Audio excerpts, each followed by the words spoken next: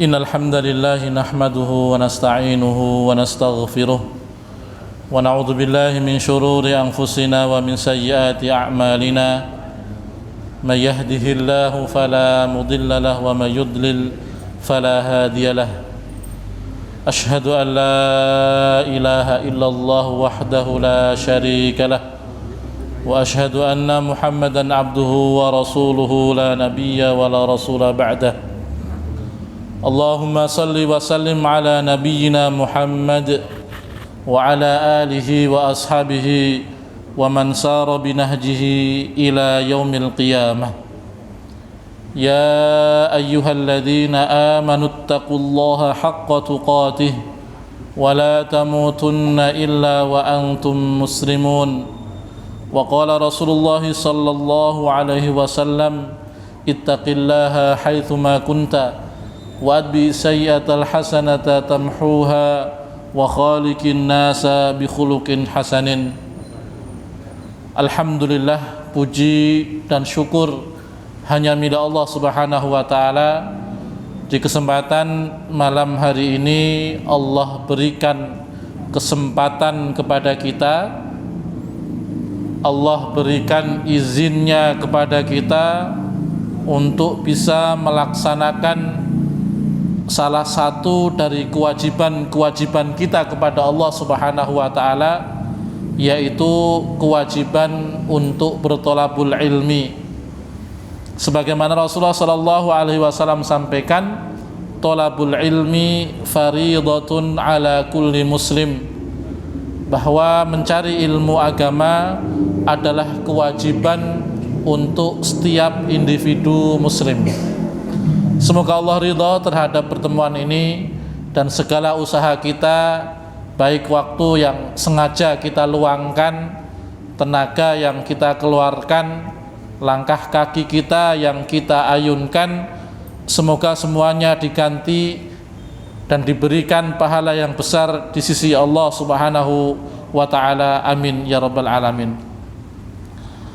Salawat dan salam tak lupa kita haturkan untuk baginda kita Muhammad sallallahu alaihi wasallam beserta keluarganya, sahabat-sahabatnya dan orang-orang yang senantiasa berpegang teguh di jalannya. Kita pun memohon dan berdoa kepada Allah agar Allah berikan kekuatan kepada kita, agar Allah teguhkan hati kita untuk terus bisa mengikuti jalannya Nabi kita, Nabi Muhammad sallallahu alaihi wasallam. Ma'asyiral muslimin, jamaah salat maghrib yang Allah muliakan, di kesempatan kali ini kita kembali lanjutkan pembahasan fikih kita, yaitu masuk atau kita masih di bab tentang adzan, ya, bab tentang adzan. Dan yang terakhir kemarin kita bahas adalah ma yuqalu inda sima'il adzan wal iqamah, apa yang harus dibaca bagi orang yang mendengarkan adzan dan iqamah. Di sini disampaikan satu hadis Rasulullah sallallahu alaihi wasallam dari Abi Sa'id anna Nabiyya sallallahu alaihi wasallam qala idza sami'tumun nida faqulu mithla ma yaqulul muadzinu. Apabila kalian mendengar seruan adzan an-nida, faqulu, maka katakanlah atau bacalah seperti apa yang dibaca oleh muadzin. Jadi kalau muadzin yang membaca Allahu akbar, maka kita pun membaca Allahu akbar, Allahu akbar. Kalau muadzin membaca asyhadu an la ilaha illallah, kita pun membaca asyhadu an la ilaha illallah. Kemudian hadis yang kedua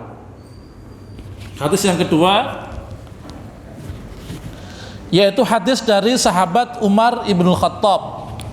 Sahabat Umar ibn Khattab qala Rasulullah sallallahu alaihi wasallam idza qala al muadzinu Allahu akbar faqala ahadukum Allahu akbar, Allahu akbar.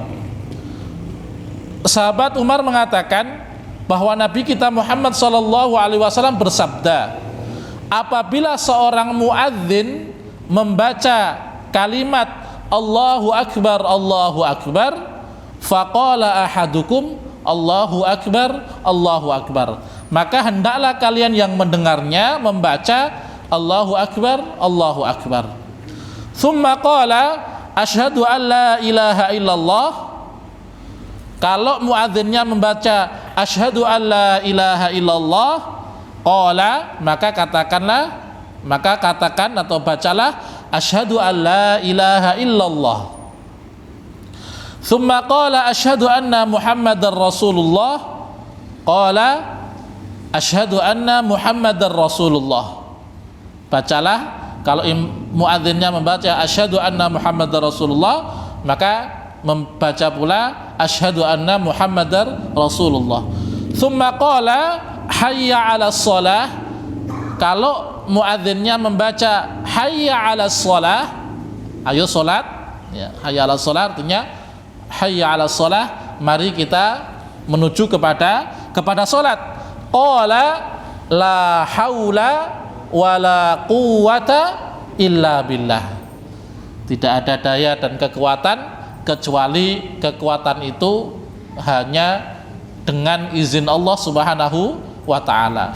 Dan ini sering kita baca selain ketika kita mendengarkan hayya 'alas shalah, ya ketika kita mendapatkan sesuatu yang berat, yang dirasa kita tidak mampu, maka kita baca la haula wala quwwata illa billah.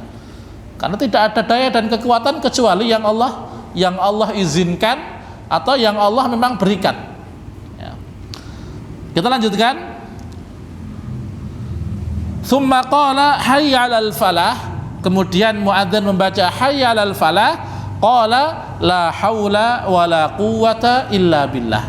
Maka kita yang mendengar atau orang yang mendengar hendaknya membaca la haula wala quwwata illa billah.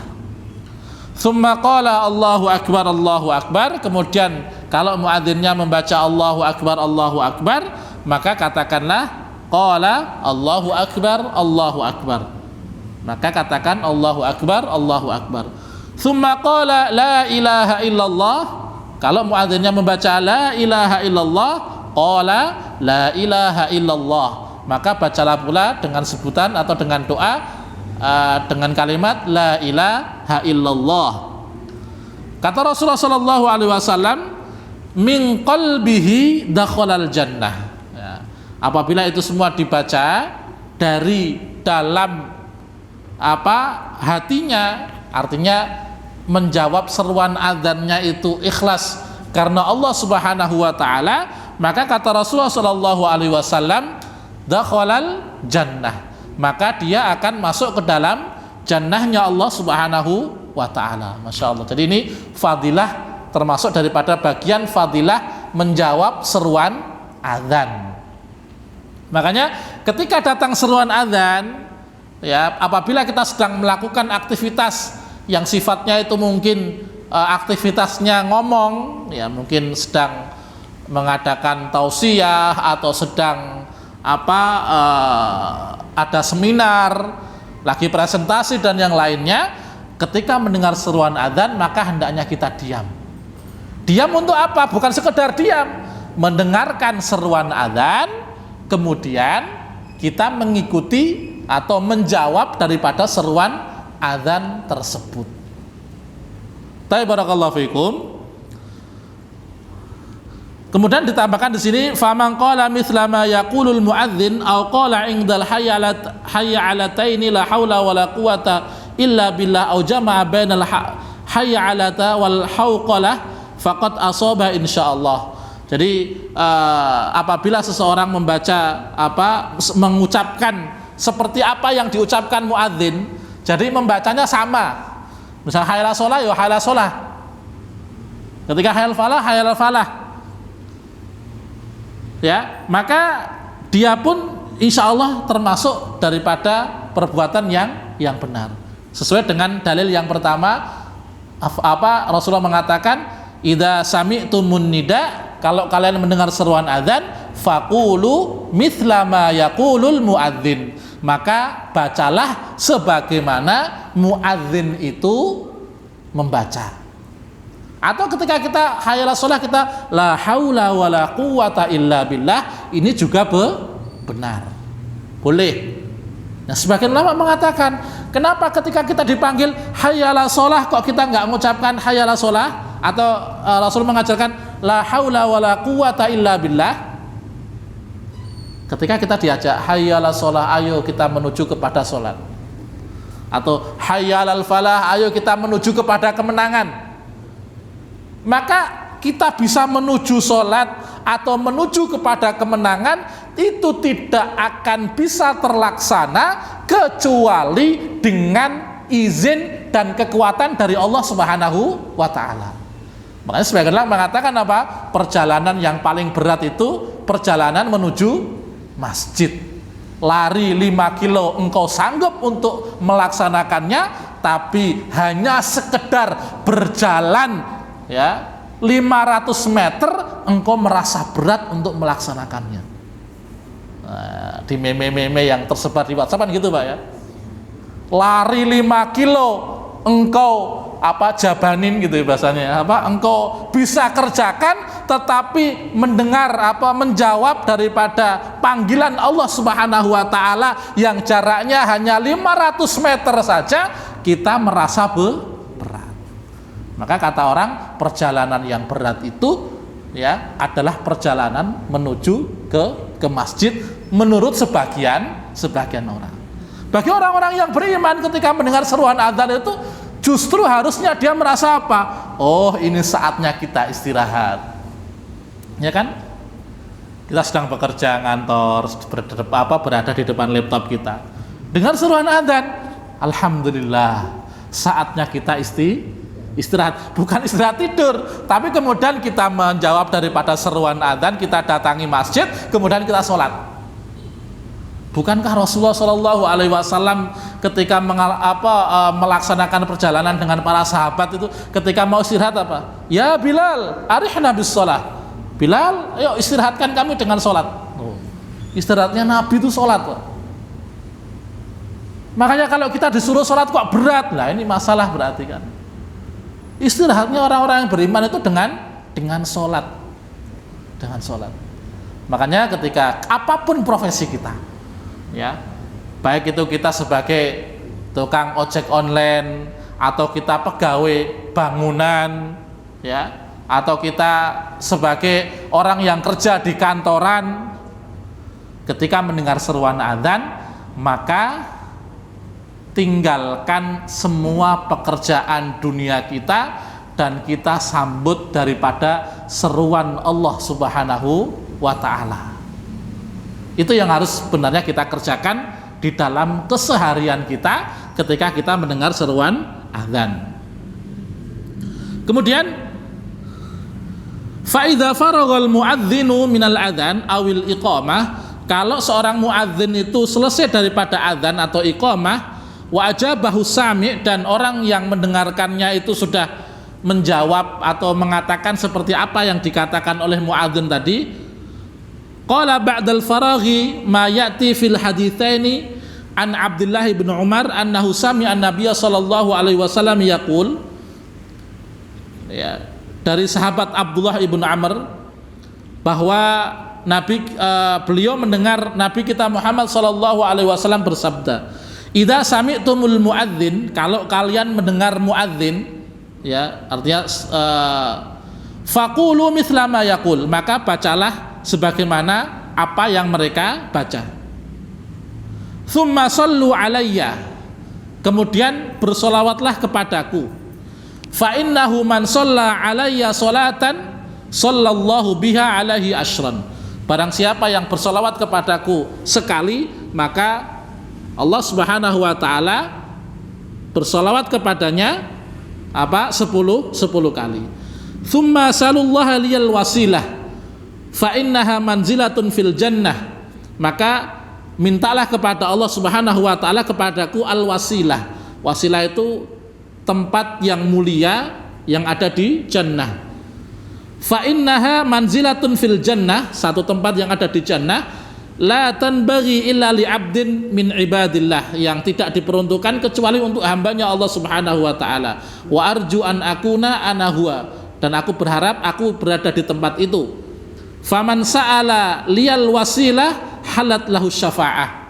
Barang siapa yang memintakan kepadaku wasilah, yaitu tadi doa satu tempat yang ada di jannah, tempat yang mulia, maka halal baginya syafaatku nanti di hari kiamat. Ini berkaitan sebenarnya dengan doa setelah azan gitu, Pak. Ini hadis berikutnya, yaitu an Jabir anna Rasulullah sallallahu alaihi wasallam qala man qala hina yasma'un nida, barang siapa yang membaca ketika telah mendengarkan azan dengan doa Allahumma rabb hadhihi da'wati tammah wassalatil qa'imah ati Muhammadanil wasilata wal fadilah. Nah, itu ya. Wa ba'athu maqaman mahmudah alladzi wa'adtah. Tentunya ini ada beberapa versi daripada hadis Nabi Muhammad sallallahu alaihi wasallam. Maka halat lahu syafaati yaumal qiyamah. Maka halal baginya, atau maka dia akan mendapatkan syafaatku nanti di hari kiamat. Ini makanya ini termasuk dari fadilah kita membaca doa setelah azan. Nah, terkadang kita azan nggak didengarkan. Ini yang kejadian yang banyak terjadi, Pak ya. Ketika seruan azan, terkadang kita berada di kamar mandi, malah mandi kan gitu kadang. Jadi kita nggak dengar seruan azan. Setelah azan pun kita kadang nggak tahu. Padahal keutamaan daripada menjawab seruan azan, yaitu tadi kita membaca seperti apa yang dibaca oleh muadzin, kemudian juga setelah azan kita berdoa dengan Allahumma rabb hadhihi da'wati tammah, seperti itu dan seterusnya. Itu nilainya, fadilahnya, keutamaannya luar biasa. Halat lahu syafaati yaumal qiyamah, dia akan mendapatkan syafaatku nanti di hari kiamat. Pernah saya sampaikan, Pak ya, dahsyatnya hari kiamat kan luar biasa ya kan. Ketika Rasulullah menyampaikan kepada Aisyah bahwa nanti di hari kiamat itu seluruh manusia min awaliha, dari sejak manusia pertama yaitu Nabi Adam alaihissalam, kemudian nanti sampai manusia terakhir, semuanya dibangkitkan oleh Allah Subhanahu wa taala dalam keadaan satu, telanjang. Betul-betul telanjang, Pak. Nggak ada yang pakai pakaian sedikit pun. Yang kedua, dalam keadaan tidak beralas kaki. Nyeker semuanya, Pak. Nggak ada yang punya sandal. Semuanya dikumpulkan oleh Allah dalam satu tempat yang disebut dengan mahsyar. Mahsyar itu apa?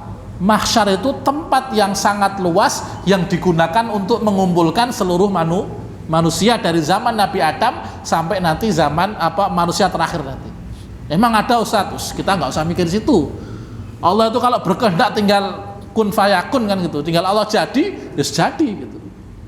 Cuman terkadang Allah itu seperti menciptakan langit dan bumi itu dalam 6 hari atau 7 hari. Itu proses. Itu artinya mengajari kepada kita bahwa sesuatu itu punya proses gitu ya. Enggak langsung jadi gitu, Pak ya. Orang bahasanya mau kaya tidak langsung kemudian berdoa sama Allah langsung kaya, tidak, proses semuanya. Ya, proses. Meskipun Allah mampu. Kalau Allah menginginkan, Allah mampu. Nah, ketika semuanya dalam keadaan seperti itu, telanjang, tidak beralas kaki, kemudian tidak berkhitan. Balik semuanya, Pak. Ya, yang tadinya sudah dikhitan, balik semuanya sebagaimana dia dilahirkan. Jadi mereka akan dibangkitkan oleh Allah Subhanahu wa taala sebagaimana dilahirkan, yaitu tidak berpakaian, tidak beralas kaki dan tidak berkhitan.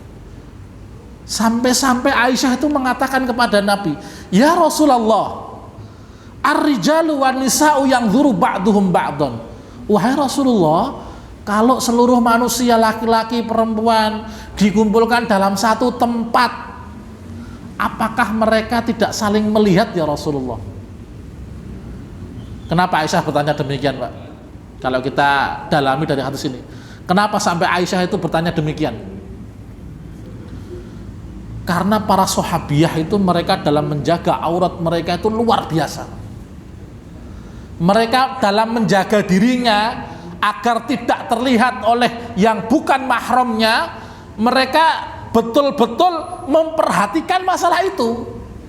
Sehingga ketika disampaikan oleh Nabi, manusia dari awal sampai akhir, laki-laki, perempuan dikumpulkan dalam satu tempat, yang terfikir dalam kepalanya ketika itu apa? Loh, kita kan menjaga aurat kita, kan gitu bahasanya gitu. Apakah laki-laki dan perempuan tidak saling melihat ya Rasulullah? Jadi pertanyaan dari seorang yang betul-betul menjaga aurat mereka. Kan kita tahu semua Pak ya. Di zaman Nabi ketika ayat hijab itu turun, para sahabiah itu apa yang dikerjakan?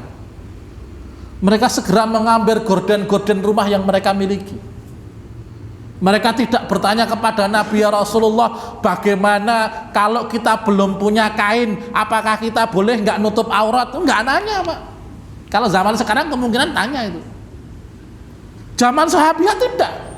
Ketika mendapatkan perintah untuk menutup aurat, mereka tidak banyak beralasan, tidak mengatakan, ya Rasulullah, saya belum beli kain di pasar ya Rasulullah, enggak. Atau ya Rasulullah, saya belum punya duit untuk apa beli kain penutup, belum punya duit ya Rasulullah, enggak Pak. Tapi ketika ayat perintah itu turun, perintah untuk menutup aurat itu turun, mereka sami'na wa ata'na. Kami dengar dan kami taat, ya, dengar dan taat. Barakallahu fikum, ya. Kemudian dahsyatnya hari kiamat, tambahan ya. Jadi manusia dikumpulkan, kemudian matahari Allah dekatkan, dalam hadis riwayat Abu Dawud dikatakan antara 1 mil sampai 2 mil. Itu panasnya kayak apa? Sehingga di sebagian mereka dikatakan oleh Nabi, ada yang keringatnya sampai lututnya, ada yang keringatnya sampai pusarnya, ada yang keringatnya sampai lehernya, bahkan ada yang tenggelam dengan keringatnya. Sebagian orang-orang liberal mengatakan, loh, sifat air itu kan rata, apa ya mungkin nanti apa ada yang tenggelam, ada yang enggak? Kalau ada yang nanya kayak gitu gimana Pak? Apa mungkin satu tempat, satu mahsyar, satu tempat yang sangat luas, yang satu tenggelam, yang satu enggak? Mungkin nggak Pak? Jangan ragu Pak. Mungkin nggak bagi Allah? Tidak ada yang tidak mungkin. Jangan kan cuma gitu. Dulu ada satu kisah, ahli ibadah itu pernah ditanya, apakah Allah mampu menaruh dunia dan isinya ini ke dalam satu telur? Atau mau ditanya gitu gini jawabannya. Apakah Allah mampu menaruh dunia dan isinya ini ke dalam satu telur ayam? Bisa nggak Pak? Jangan ragu Pak. Kalau itu sudah kehendak Allah, apapun bisa, udah gitu aja. Ya. Tidak ada yang mustahil bagi Allah Subhanahu wa Ta'ala. Maka kalau tadi ya hanya sekedar yang satu tenggelam, yang satu enggak usah kaget Pak. Allah meratakan tempat aja bisa kok. Allah gulung langit aja bisa kan gitu. Allah jalankan bumi dan yang ada di ini dunia semuanya Allah yang ngatur. Kok buat kayak gitu aja kok kita repot-repot menggunakan ilmu matematika bahwa sifat atau ilmu fisika bahwa sifat air itu rata. Nggak usah bingung kita Pak ya. Jadi ada yang sampai tenggelam dengan keringatnya.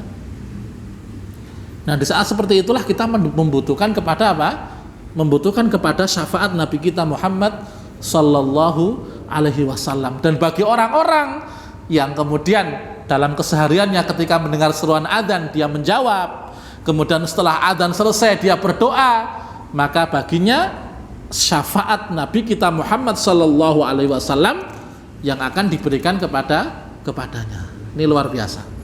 Barakallahu fikum. Kemudian di sini juga dikatakan yustahabbu lil muslimi al-iktsaru minad du'a bainal adzani wal iqamah. Dan disunnahkan bagi seorang muslim untuk memperbanyak doa, banyak doa Pak ya, banyak doa antara adzan dan iqamah. Fa inna du'a hina idzin mustajabun, karena doa yang dilakukan antara adzan dan iqamah itu termasuk doa yang mustajabah. Dalilnya apa? Hadis yang diriwayatkan oleh Abu Dawud dan Imam Tirmidzi dari sahabat Anas radhiyallahu an qala Rasulullah sallallahu alaihi wasallam ad-du'a'u la yuraddu bainal adzani wal iqamah. Doa yang tidak ditolak oleh Allah Subhanahu wa taala adalah doa yang dikerjakan antara adzan dengan iqamah. Maka kalau sedang adzan, antara adzan dengan iqamah itu jangan disia-siakan. Jangan digunakan untuk ngobrol, apalagi demo kepada imam gitu Pak ya. Berdiri semuanya, enggak berzikir. Berdirinya cuma lihat ke belakang pintu kok imamnya enggak datang-datang gitu kan. Lihat ke samping imamnya belum datang, lihat samping kanan kiri enggak datang, lihat ke belakang belum datang, akhirnya batuk-batuk. Ya kan? Kadang kan ya semuanya ikut-ikutan akhirnya kan. Pernah dengar kayak gitu Pak? Kadang kalau orang batuk itu kadang sebabnya bukan karena gatel, tapi karena terkadang Pak ya, ini imam bacaannya lama, sholatnya lama, itu bikin batuk. Ya enggak? Kadang kalau sholatnya lama itu yang belakangnya gitu kan. Nah hendaknya ketika kita sedang menunggu imam, banyaklah kita berdoa kepada Allah Subhanahu wa taala di waktu-waktu itu. Segala hajat kita utarakan kepada Allah Subhanahu wa taala. Segala keinginan kita utarakan kepada Allah Subhanahu wa taala. Yang sedang punya masalah, minta kepada Allah untuk diselesaikan masalah itu. Yang sedang punya hutang, minta kepada Allah untuk diselesaikan hutangnya. Yang sedang punya permasalahan jodoh dan yang lainnya, minta kepada Allah agar ditemukan jodohnya. Karena jodoh itu enggak kemana, tapi saingan di mana gitu Pak ya. Ya kan sebenarnya mengatakan gitu kan. Kalau jodoh enggak kemana, betul. Jodoh itu enggak akan kemana, tapi saingan di mana. Ini yang jomblo ya, segera cari sebelum hari kiamat. Baik, barakallahu fikum. Ini tentang doa azan. Kemudian di sini tentang sifat-sifat muadzin ya. Yustahabbu lil muadzini ayyatasifa bisifatil atiyah. Hendaknya seorang muadzin itu mempunyai sifat-sifat yang akan kita sebutkan di bawah ini. Baik, yang pertama, ini sunnahnya gitu Pak ya, sunnahnya, bukan satu hal yang wajib. Sunnahnya yaitu apa? Ayyabtaghiya bi'adzanihi wajhallah. Hendaknya seorang muadzin ketika azan itu niatkan hanya mengharap wajahnya Allah Subhanahu wa taala. Hanya mengharap mengharap pahala dari Allah Subhanahu wa taala. Jangan sampai seseorang itu azan hanya dikarenakan pengen supaya calonnya itu dengar suaranya atau bapak mertuanya supaya memujinya. Hati-hati ini ya. Muadzin harus niatan karena Allah Subhanahu wa taala. Fala ya'khudh 'alaihi ajran, dan hendaknya seorang muadzin itu tidak mengambil upah dari azannya. Sunahnya kayak gitu Pak. Boleh nggak kita ngambil upah? Nanti coba kita lihat di sini ya. Fa'an Utsman bin Abil As, dari sahabat Utsman bin Abil As, qala qultu ya Rasulullah ij'alni imama qaumi. Jadi ini seorang sahabat minta kepada Nabi, ya Rasulullah, jadikan aku imam di kaumku. Jadi minta jadi imam Pak. Qala, maka Nabi mengatakan, anta imamuhum, ya kamu imam mereka, kamu imami mereka ya. Waqtadi bi'ad'afihim, kemudian perhatikan orang-orang yang paling lemah di antara mereka. Maksudnya di antara mereka itu, di antara jamaahnya, lihat orang yang paling lemah ya. Wattakhidh muadzinan, dan ambillah seorang muadzin la ya'khudhu ala adzanihi ajran, yang tidak mengambil dari adzannya itu upah. Dan ambillah seorang muadzin yang dia adzan itu bukan untuk diambil bukan untuk mencari upah, bahasanya gitu. Tapi barakallahu fikum. Nah, di sini hadis ini ada di kitab Bulughul Maram, Pak. Dari hadis ini memberikan satu penjelasan kepada kita. Yang pertama, boleh kita itu minta jabatan ketika kita melihat kemaslahatan untuk kaum muslimin di situ. Sudah siapa? Belum ya? Boleh kita misalkan di masjid atau kita sedang safar. Di masjid itu kadang kalau kita berhenti di rest area ataupun yang lain, Pak ya. Itu kan bahasanya Pak?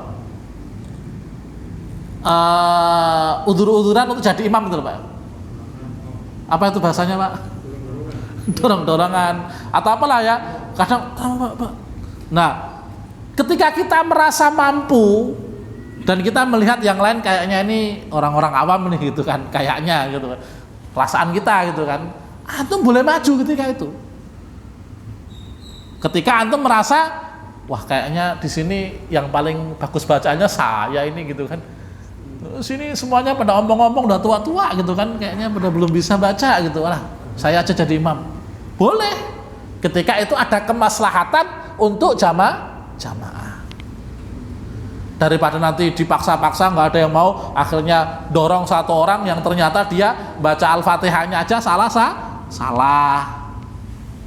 Ya, udah gitu udah tua banget sehingga ketika baca itu lama dan suaranya bergetar sampai membuat hati yang mendengar itu ikut bergetar bukan karena khusyuk tapi karena kasihan, nggak tega gitu loh. Kadang pernah tuh Mbak dengar bacaan orang yang aduh ya Allah, miris gitu Pak ya. Hati kita mirisnya itu bukan karena kita khusyuk mendengarkan bacaannya, tapi kenapa? Wah ini kok bacaannya kayak gini gitu, nggak tega kita yang dengar gitu kan. Nah di saat seperti itu kita boleh untuk mengajukan diri untuk menjadi imam. Saya aja imamnya Pak. Itu boleh. Termasuk nanti kalau pemilihan RT RW Pak ya, walaupun biasanya nggak ada yang mau, kecuali orang-orang tertentu yang misalkan kita melihat ya Allah orang-orangnya kayaknya kok pada kurang-kurang beres itu ya, misalkan contoh loh Pak, merasa aja. Tapi kalau di situ kita lihat banyak orang yang mampu, ya kita nggak usah mengajukan diri gitu kan. Tapi ketika kita melihat ada kemaslahatan, ingat ada kemaslahatan bagi orang kaum muslimin, maka di situ kita boleh mengajukan diri. Dalilnya apa? Hadis ini. Ya, seorang sahabat minta agar dia dijadikan imam bagi kaumnya. Kemudian kata Rasulullah, waqtadi bi'ad'afihim. Kemudian perhatikan kalau jadi imam itu, perhatikan jamaah yang paling lemah di antara mereka. Maka itulah kenapa sunnahnya seorang imam itu sebelum mengimami dia lihat ke belakang. Ini di antara sunnahnya kayak gitu Pak. Sawu sufufakum sambil lihat ke belakang agar melihat ada orang tua nggak ya gitu kan, yang kira-kira kalau diajak berdiri 5 menit bergetar kakinya gitu kan, dilihat oh kayaknya jamaahnya muda-muda semua ini gitu kan, ya udah panjangin nggak apa-apa. Tapi ketika kita melihat di situ banyak orang tua yang sudah sepuh gitu kan, ya udah kita sholatnya ringan saja ya, bacanya nggak usah panjang-panjang. Karena memang kalau ada jamaah yang protes kok bacaannya pendek-pendek sih Ustadz, ya Bapak kalau mau panjang sholat qiyamul lail aja Pak gitu kan. Ya kan kalau mau panjang sholat sendiri qiyamul lail di rumah. Kalau nggak bisa baca panggil imam untuk qiyamul lail di rumah. Pesen request ya kan, baca 1 juz Pak ya. Nah, gitu. Tapi kalau sholat berjamaah lihat jamaahnya, jangan mentang-mentang imamnya kemudian masih seger ya, fitness terus gitu kan, olahraganya rajin, diajak berdiri 1/4 jam juga oke gitu kan, kemudian tidak melihat jamaahnya, nggak benar. Imam yang baik itu dia hendaknya melihat siapa di antara jamaahnya itu yang paling lemah. Ya udah kalau gitu bacanya pendek-pendek ya nggak apa-apa. Kalau memang jamaahnya banyak yang lemah ya bacanya pendek-pendek saja. Karena ini perintah Nabi kita Muhammad sallallahu Alaihi Wasallam. Kalau Nabi kenapa Ustaz panjang-panjang? Loh, Nabi paham jamaahnya itu kalau diajak panjang siap gitu loh. Kalau kita yakin imamnya misalkan, wah saya kayaknya kalau sholat di sini udah terbiasa panjang-panjang gitu kan, kemudian kita panjangkan juga nggak apa-apa. Ketika kita yakin bahwa jamaahnya itu kuat. Tapi kalau kita nggak tahu di situ jamaahnya lemah atau banyak yang tua dan yang lainnya, maka kita hendaknya menyesuaikan dengan jamaahnya tersebut.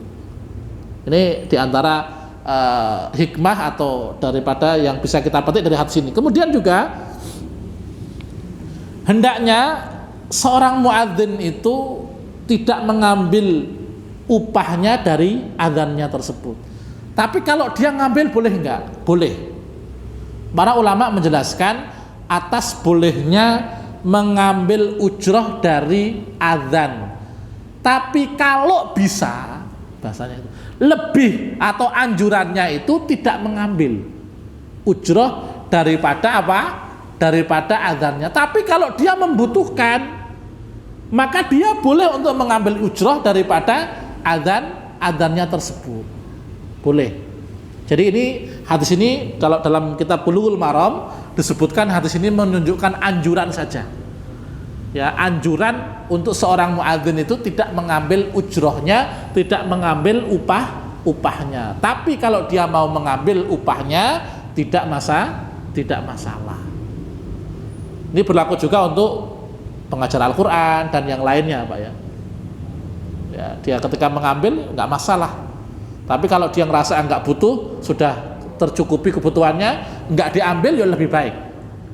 Ya, nggak diambil lebih baik untuk apa? Ya, untuk menjaga keikhlasannya kepada Allah Subhanahu wa taala. Baik, barakallahu fikum. Yang kedua, ya. Ayyakuna tahiran minal hadatsaini. Ya, hendaknya seorang muadzin itu suci dari hadas besar maupun hadas kecil. Tapi boleh nggak kalau belum wudhu kemudian azan? Boleh, Pak ya. Tapi sunnahnya hendaknya dia wudhu terlebih dahulu atau dalam keadaan suci. Tapi kalau misalkan dia buru-buru azan karena memang sudah masuk waktunya, kemudian orang buka sekarang itu kan nunggu azan. Sudah tahu masuk waktu, tapi kalau belum azan itu kayaknya belum Pak? Kayaknya belum yakin gitu ya. Padahal yang menjadikan kita boleh makan itu apa, Pak? Masuknya waktu atau dengar azan? Kita tanya, Pak. Kita mau buka puasa itu, ya boleh buka puasa itu karena sudah masuk waktunya atau karena kita mendengar seruan azan.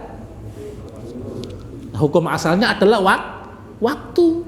Kalau waktunya sudah masuk, sedangkan muadzinnya juga mau makan dulu, ya kita jangan nunggu muadzinnya makan selesai. Nggak makan nanti kita makan aja nggak apa-apa.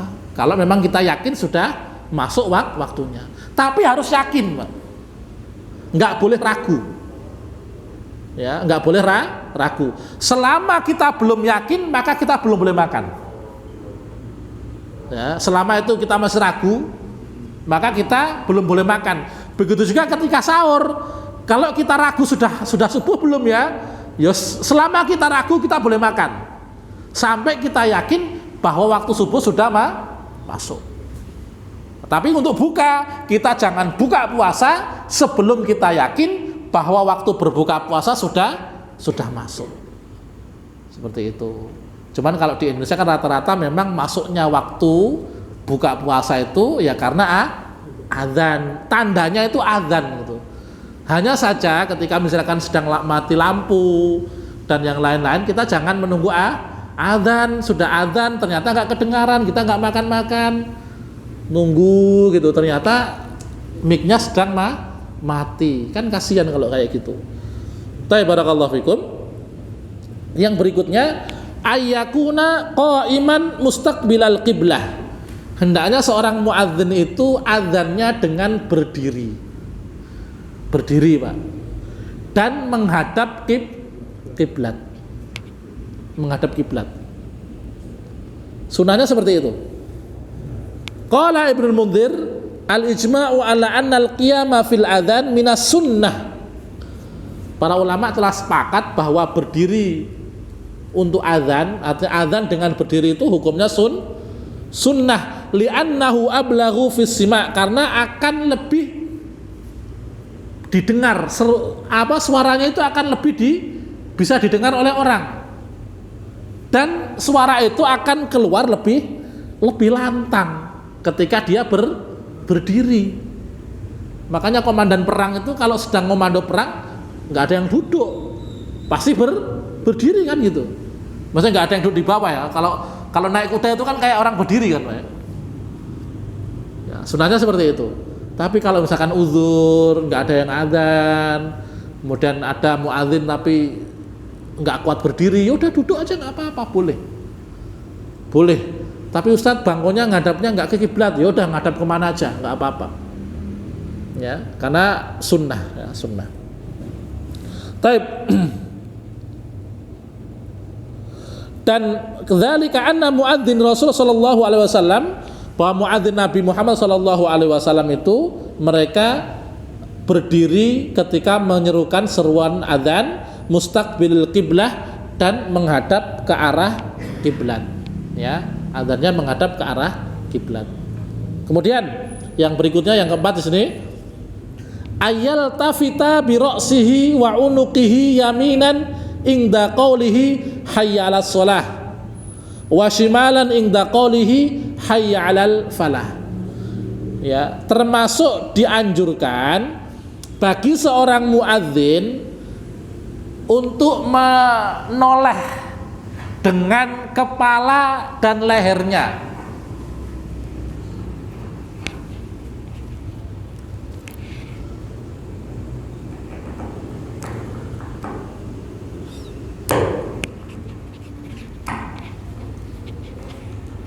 Baik. Orang yang adzan hendaknya ketika membaca hayya 'alas shalah dia menghadap ke kanan. Hayya 'alas shalah kanan. Hayya 'alas shalah kanan. Dan kalau baca hayya 'alal falah menghadap ke kiri. Sebenarnya sebagian ulama mengatakan bahwa itu sunnah itu berlaku ya ketika tujuannya, artinya tujuan daripada kenapa harus menghadap ke kanan, biar suara itu menyebar gitu, Pak. Jadi yang kalau kita gini doang kan suaranya hanya maju ke depan doang, tapi kalau kita menghadap kanan, sholat gitu kan, nah itu nanti suaranya itu menyebar. Nah masalahnya sekarang adalah kita adzan, mic-nya speaker atasnya itu kan hadap sana satu, sana satu. Masih dibutuhkan nggak kita menghadap ke kanan atau menghadap ke kiri?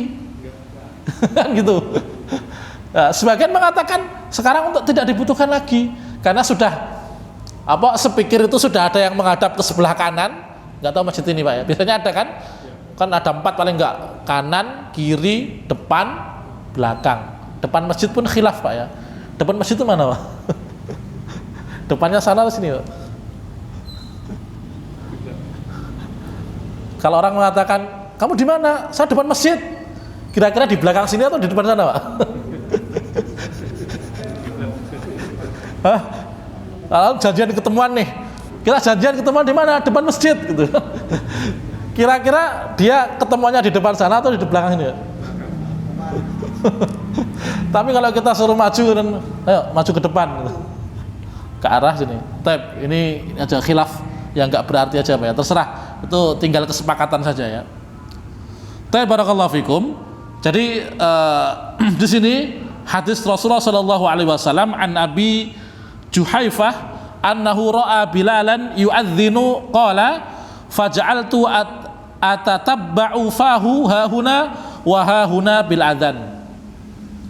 Bahwa sahabat Abi Juhaifah pernah melihat Bilal adzan, kemudian dia mengikuti Bilal dan melihatnya melihat mulutnya itu ke arah sana dan ke arah sini. Artinya menghadap ke kanan dan menghadap ke kiri. Ya, kalau kita melihat seperti itu, maka para ulama menyebutkan ya tetap kita dianjurkan untuk mengikuti. Gitu ya. Hayya shalah menghadap ke kanan, kalau hayya falah menghadap ke. Tapi yang noleh, para ulama mengatakan yang noleh itu hanya sekedar mulut dan lehernya. Jadi tidak butuh badannya geser, enggak. Tapi hanya gini, salah itu. Allah alam bisawab. Ini tentang sunnah adzan, yaitu hayya shalah kita menoleh ke sebelah kanan, hayya falah ke sebelah kiri. Tapi yang berikutnya ayyudkhila isba'aihi fi udhunaihi, ya, hendaknya memasukkan dua tangannya di dua telinganya. Walaupun sifatnya mungkin Allah alam ya, pokoknya ditutup aja, bukan ditutup ya, menaruh kedua tangannya di telinganya. Ada yang mengatakan seperti ini, ya. Liqauli Abi Juhaifa ra'aitu Bilalan yu'adzinu wa yaduru wa yutbi'u fahu hahuna wa hahuna wa isba'ahu fi udhunaihi. Ya, aku melihat Bilal azan, memutar, kemudian saya melihat mulutnya itu ke kanan dan ke kiri, wa isba'ahu fi udhunaihi, dan kedua jarinya berada di telinganya. Hadis ini diriwayatkan oleh Imam Tirmidzi, dan beliau mengatakan haditsun hasanun sahihun, hasan sahih. Terakhir, ya agak telat nggak apa-apa ya, ayar fa'asau tahu binida, hendaknya mengangkat suaranya dengan seruan adzan. Artinya kalau adzan itu suaranya kenceng, jangan pelan-pelan. Karena karena sabda Nabi kita Muhammad sallallahu alaihi wasallam, fa innahu la yasma'u madda sautil muadzin jinnun wala insun wala syai'un illa syahidalahu yaumal qiyamah. Karena setiap yang mendengar dari sejauh suaranya itu, ya, setiap yang mendengar seruan adzan itu, mereka nanti, ini baik jin maupun manusia, mereka akan menjadi saksi untuk kita nanti di hari kiamat. Tapi barakallahu fikum, hanya ini yang bisa kita sampaikan di kesempatan kali ini. Kurang dan lebihnya kami mohon maaf, dan insyaallah kita akan lanjutkan di kesempatan dua pekan yang akan datang. Aku qouli hadza astaghfirullah li wa lakum wa lisairil muslimin wal muslimat min kulli dhanbin astaghfiruhu innahu huwal ghafurur rahim. Kita tutup dengan kafaratul majlis. Subhanakallahumma bihamdika asyhadu an la ilaha illa anta astaghfiruka wa atubu ilaik. Assalamualaikum warahmatullahi wabarakatuh.